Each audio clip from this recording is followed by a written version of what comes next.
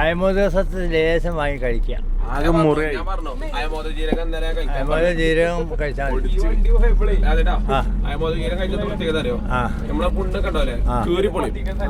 അപ്പൊ പെട്ടെന്ന് മാറും. ഞാൻ പറഞ്ഞ കഞ്ഞി കൊടുക്കാൻ. അപ്പൊ ഇതില് രാഷ്ട്രീയമുണ്ട്, രാഷ്ട്രീയമുണ്ട്. അയമോദക ജീരകം. അപ്പൊ കരിഞ്ജീരകം അതിന്റെ ഏട്ടനാ. കരിഞ്ജീരകോ? ഈ അയമോദക ജീരകം കഴിക്കാൻ എന്താ പ്രത്യേകത അറിയോ? നമ്മളെ നാവിന്റെ ആ പുണ്ണില്ലേ, അവിടെ പെരുന്ന് നീറില് കയറും കരിയും. അപ്പൊ ഈ അയമോദക സത്തോ? അയമോദക ജീരകം ഞാൻ കേട്ടില്ല. അയമോദക ജീരകം ഞാനും ഇപ്പോഴാണ് കേൾക്കണേ. അത് പുതിയ ഓന്റെ അല്ല, പുതിയ ജീരകം. ഓന്നാളെ രാഷ്ട്രീയം വന്നിട്ട് എന്നിട്ട് ഞങ്ങൾ നായിനെ പിടിക്കുക. അപ്പൊ ഓ എല്ലാ നായിനെ കഴിക്കണ പേടില്ല, ഭയമുള്ളൂ. പേടില്ല, ഭയം. മരുന്ന് പറയുമ്പോൾ ശ്രദ്ധിച്ചിരിക്കണം. നിങ്ങൾ ഫുള്ള് നാടൻ മരുന്നുകളാണ് പറയല്. പുതിയ മരുന്ന് പുതിയ മരുന്ന് നമ്മൾ പഴയ മനുഷ്യനല്ലേ. ഇംഗ്ലീഷ് മരുന്നുകൾ യൂസ് ചെയ്യില്ല, വെറും പച്ച മരുന്നുകൾ.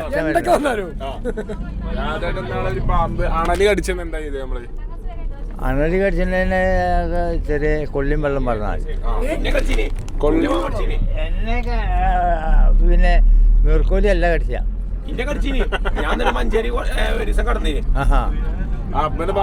പേടിച്ചിട്ട് ഇറങ്ങാവൂ.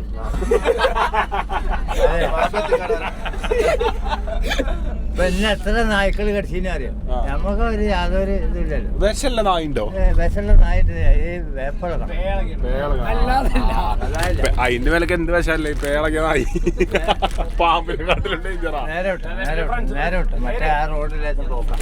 അല്ല ഇതിൽ ആ റോഡിൽ പോക്കാം.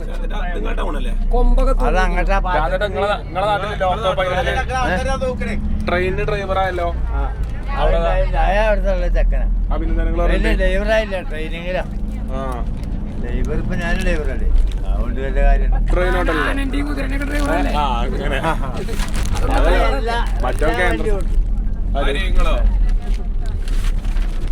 അതേപോലെ ഈ നീർക്കോലി കെട്ടിച്ചാലേ അത്താഴം കഴിക്കരുത് അറിയില്ല. അത് ശരിക്കും ഇറച്ചി കൂട്ടി കഴിച്ചാൽ മതി. അത്താഴം കഴിക്കരുതെന്നൊക്കെ അതൊക്കെ വെറുതെ പറയാ പണ്ടത്തെ ആൾക്കാർ.